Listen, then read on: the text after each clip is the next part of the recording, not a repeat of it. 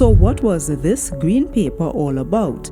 Several persons, including representatives from governmental and non-governmental organizations, had their say regarding the national HIV and AIDS policy, focusing on areas such as prevention, treatment, care and support, as well as advocacy and human rights.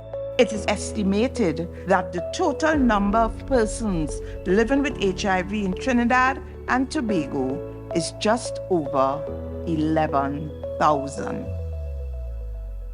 The NAC, in its efforts, is working towards reducing this figure, and it is at this time attempting to meet the United Nations targets of 95% of persons living with HIV knowing their status, 95% of persons knowing their status being on treatment, and 95% of persons on treatment being virally suppressed.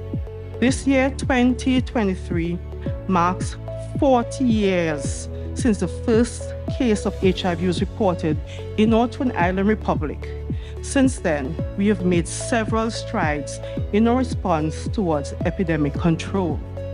Our successes include the provision of free treatment and care to all, which has changed the face of the epidemic from a communicable disease with high mortality to one with low and declining mortality and reduced rates of transmission in various subpopulations.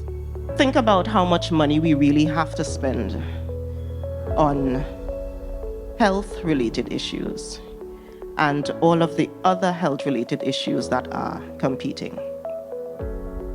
Think about the time that it will take to try to separate HIV-related stuff and do that separately versus possibly having a model that is more incorporated and inclusive.